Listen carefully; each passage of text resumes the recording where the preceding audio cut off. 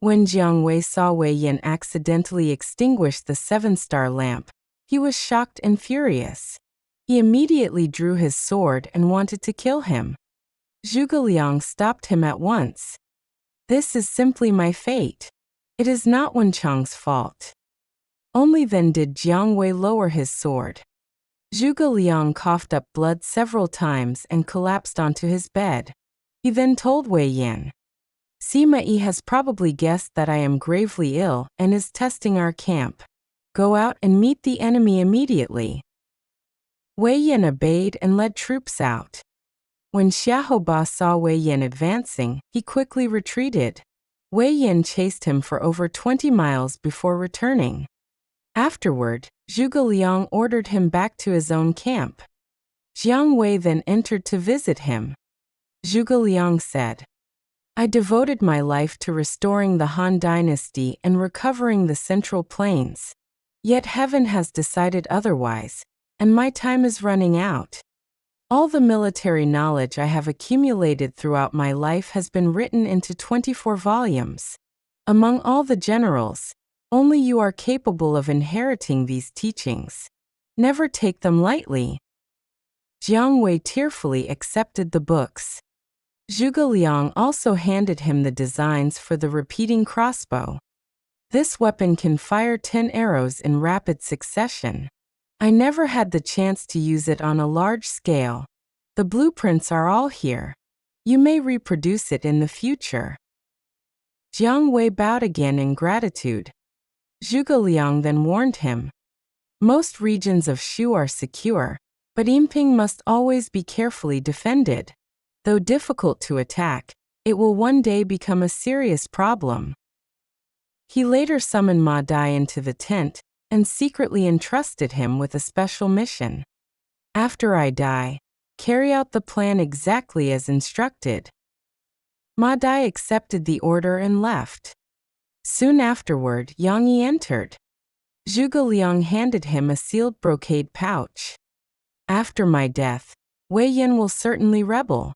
When that happens, open this pouch before the army. Someone will eliminate him for me." After giving all his final instructions, Zhuge Liang lost consciousness. Later that night, after briefly waking, he wrote a memorial to Emperor Lu Shan. Lu Shan was deeply alarmed upon reading the memorial. He immediately dispatched Li Fu to Wuzhang Plains to visit Zhuge Liang and inquire about future arrangements. When Li Fu arrived, he delivered the emperor's message of concern. Tears filled Zhuge Liang's eyes. "I have fallen ill before completing the great task entrusted to me. I have failed the state and feel ashamed before all under heaven.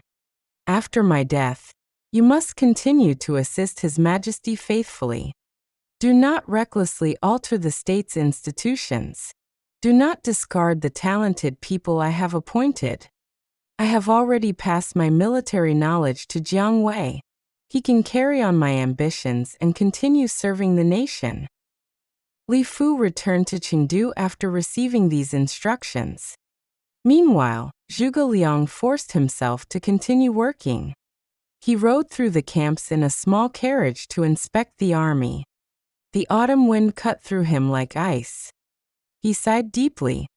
"I shall never again personally lead an army against the enemy. Heaven, when will all of this finally end?"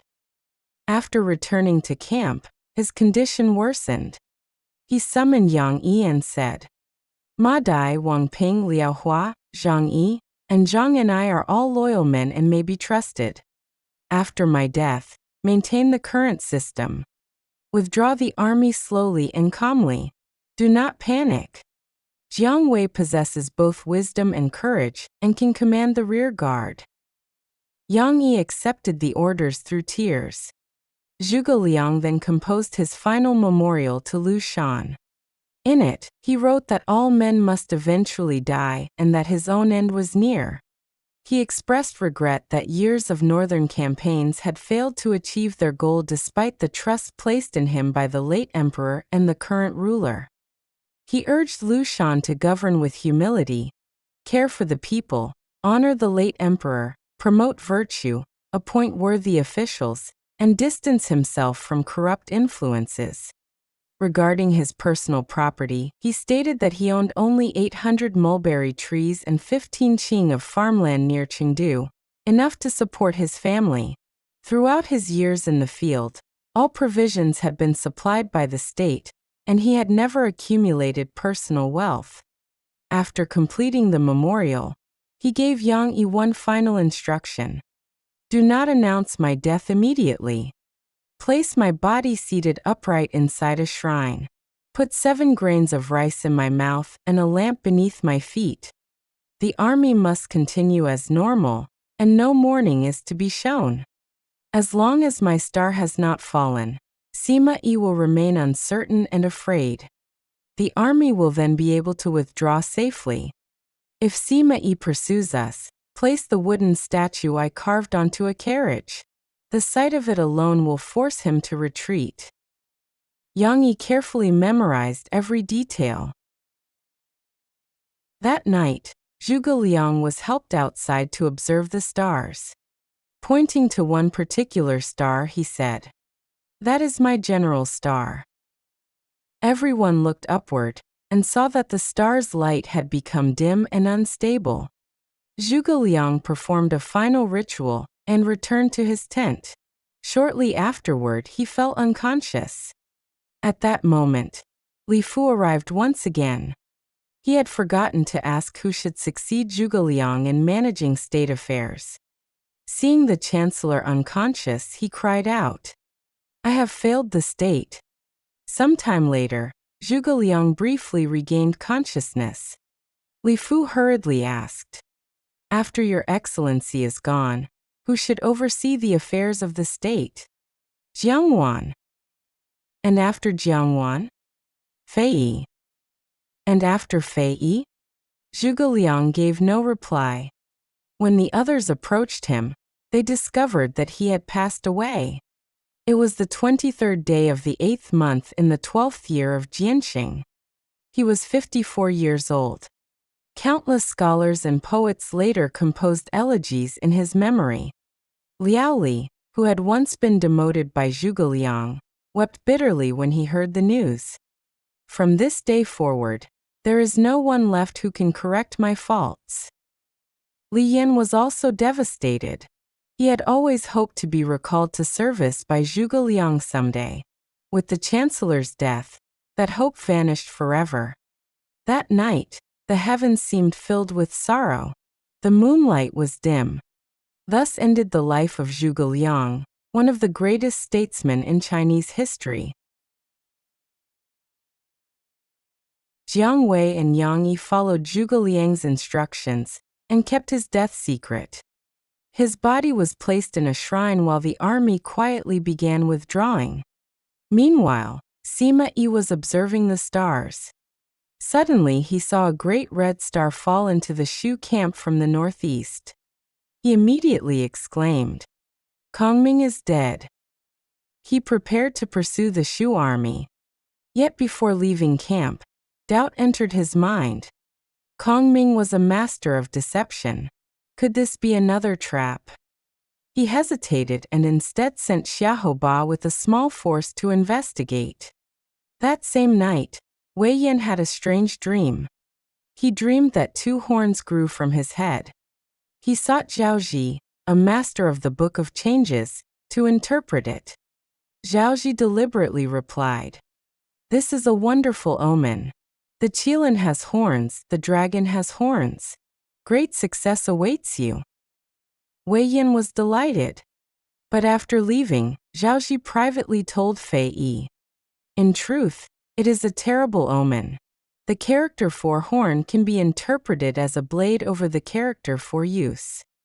A blade above one's head signifies disaster." Soon afterward, Fei Yi visited Wei Yan and informed him, "The Prime Minister passed away last night. Before his death, he ordered you to guard the rear during the retreat." Wei Yan was furious. He believed his seniority far exceeded Yang Yi's. Now that Zhuge Liang was dead, he felt he should command the entire army. He refused to retreat and declared, "If my strategy had been followed from the beginning, Chang'an would have fallen long ago."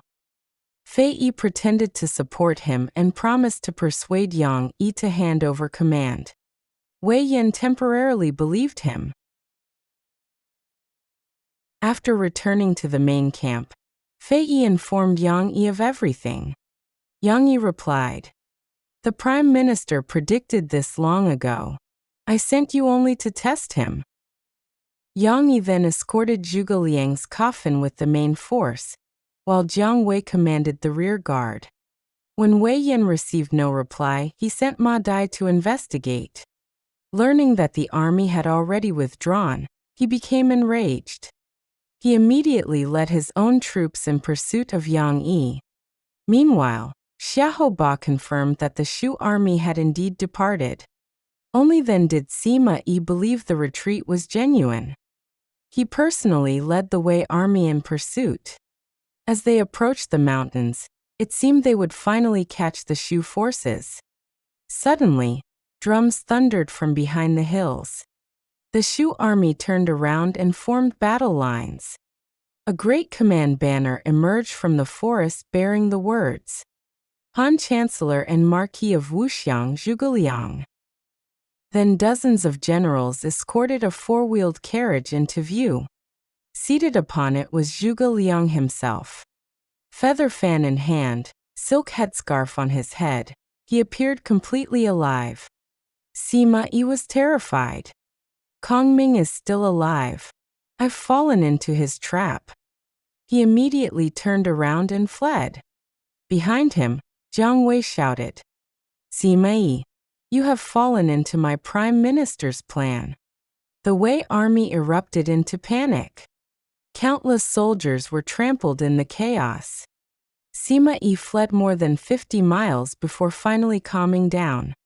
2 days later, local villagers informed him Zhuge Liang had already died. The figure on the carriage was only a wooden statue. Sima Yi sighed. "I could predict his strategies while he lived, but not the plans he would leave behind after death." From this event came the famous saying, "A dead Zhuge Liang can still make a living Sima Yi run."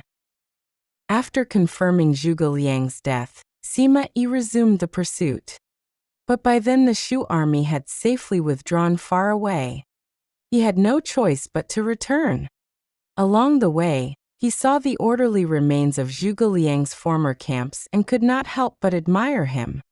Truly a genius unmatched under heaven. Sima Yi then returned to Chang'an. The Shu army continued retreating through the mountain roads. Only after reaching safety did Yang Yi and Jiang Wei publicly announce Zhuge Liang's death. The entire army burst into grief. Many soldiers fainted from crying, and some reportedly died of sorrow. Yet as the army marched onward, flames suddenly appeared ahead. An armed force blocked the road. The generals hurried to report the situation to Yang Yi. Who were these mysterious troops? And what would Wei Yan do next? The answers await the next chapter. Summary. This chapter is one of the most famous and emotional episodes in Romance of the Three Kingdoms. Gravely ill at Wuzhang Plains, Zhuge Liang entrusted Jiang Wei with his life's work. His military knowledge, the technology of the repeating crossbow, and his dream of continuing the northern expeditions. At the same time, he carefully arranged the future leadership of Shu Han, designating Jiang Wan and later Fei Yi as successors in state affairs. Even in his final moments, Zhuge Liang anticipated future dangers. He predicted Wei Yan's rebellion and secretly prepared measures to deal with it after his death. His calm planning demonstrated the extraordinary foresight that had defined his entire career. Following Zhuge Liang's death, the Shu army concealed the news and slowly withdrew according to his instructions. Although Sima Yi observed signs in the heavens indicating that Zhuge Liang had died, his fear and respect for his rival's brilliance made him hesitate. Ultimately, Jiang Wei used a wooden statue of Zhuge Liang to frighten Sima Yi into retreat, creating one of the most famous legends in Chinese literature. A dead Zhuge Liang can still make a living Sima Yi run. However, Zhuge Liang's death marked a turning point for Shu Han. The kingdom lost its greatest strategist, statesman, and source of stability.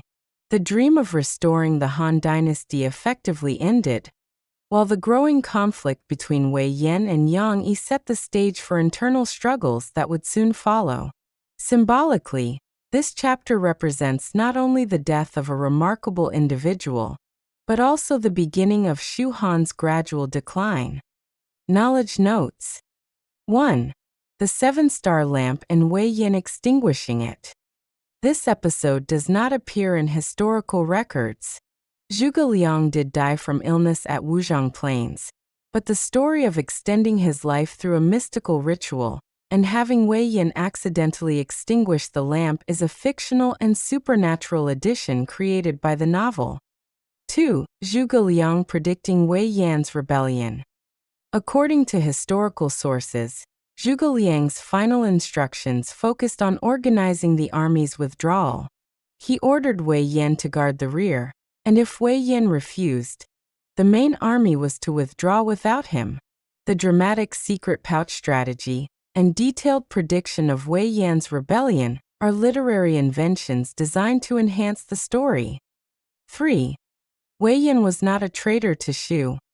The novel portrays Wei Yan as if he were rebelling against Shu Han itself. Historically, however, he never intended to defect to Wei. According to the historian Chen Shou, Wei Yan's goal was to eliminate Yang Yi and seize military authority within Shu. The conflict was essentially an internal power struggle rather than an act of treason or collaboration with the enemy.